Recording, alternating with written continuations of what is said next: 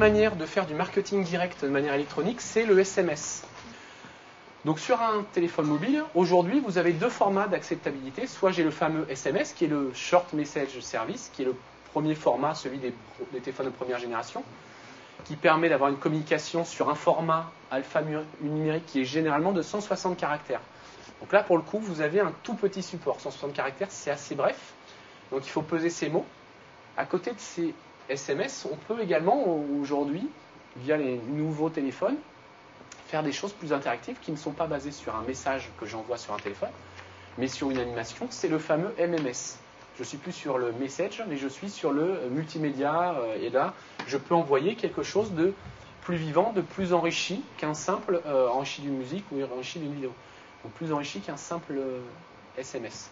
Le gros avantage d'un envoi de SMS, c'est la rapidité d'envoi du message. Idem l'emailing, le message est envoyé en temps réel et de manière quasi instantanée.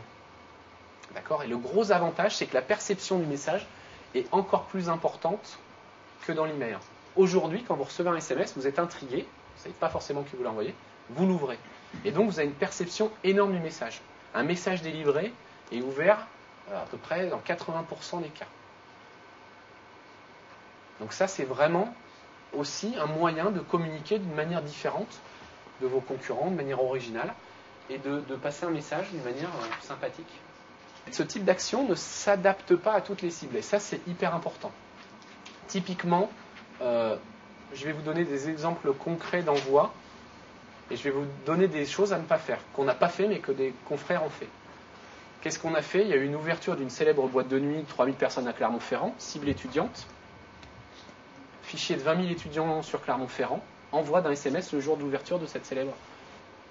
Perception énorme du message. Donc là, tous les gens qui l'ont reçu à des heures de cours de faculté, dans les lycées, dans les choses comme ça. Ouverture du message, une invitation particulière, super perception. Oh, on parle à son copain, oh regarde, j'ai reçu super message. Autre cas dans lequel ça va fonctionner très très bien, je suis un magasin à Clermont-Ferrand, j'ai plein de numéros de mes clients, je veux faire des pré-soldes et je veux leur annoncer d'une certaine manière sans que ça soit trop visible. Et je ne veux pas qu'on puisse l'envoyer éventuellement à des gens qui n'ont pas à le recevoir. Je vais le faire par SMS. Ça, on l'a déjà fait, ça marche très très bien. Par exemple, des gens qui se sont inscrits sur mon site pour être alertés d'une nouvelle promotion, d'une nouvelle collection, d'un certain nombre de choses. Je vais utiliser le SMS, ça va être très très bien. Par contre, si ce n'est pas une demande de la part de la personne, ça va ruer dans les brancards, les gens vont venir vous voir, et là, vous allez avoir un effet qui va se retourner contre vous. Parce que c'est une publicité qui est quand même très intrusive. Et donc, on ne vous l'envoie pas sur votre ordinateur, mais on vous l'envoie, j'ai plus mon téléphone, dans votre poche, dans votre veste, dans votre sac à main. Et donc, ça peut être très mal perçu quand on est très arrogant, quand on va vraiment forcer le message. Donc, quand on va donner un petit côté information un peu privilégiée, ou promotion, ou une information pré-solde que personne d'autre a, la rareté, le côté fidélisation et sympathie du message, vous allez avoir une perception énorme et un capital sympathie et un retour sur investissement qui va être fabuleux. Par contre, si vous allez sur une cible qui n'est pas appropriée avec un message un peu violent, là, ça va être terrible parce que les gens vont se demander comment vous avez récupéré mon numéro alors que c'est eux qui vous l'ont donné mais ça ne se rappelle plus, pourquoi ça fait ça, je ne veux plus le recevoir, etc., etc. Donc il faut l'utiliser vraiment avec précaution. Sur l'envoi en lui-même, vous avez des logiciels ou des plateformes qui sont spécialisées dans l'envoi de SMS. C'est simple. Je donne mon fichier de SMS, de numéro de téléphone, mon message 160 caractères, et ça part sur ma base de mes 100, 200, 1000 numéros de téléphone. Par contre, on n'a pas d'outil de tracking, donc de suivi aussi pertinent.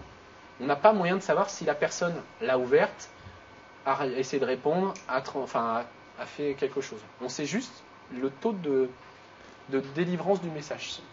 Vous avez pas mal de logiciels aussi, vous avez des choses d'envoi. Alors ça, c'est plutôt par des agents spécialisés, mais qui vont permettre vous pouvez avoir des accès à distance à des plateformes logicielles qui vous permettent de faire des envois. Voilà. Et la plateforme, généralement, est compris dans le prix d'acheminement. Donc c'est pour ça que quand vous avez vos 0,12, vous avez votre prix.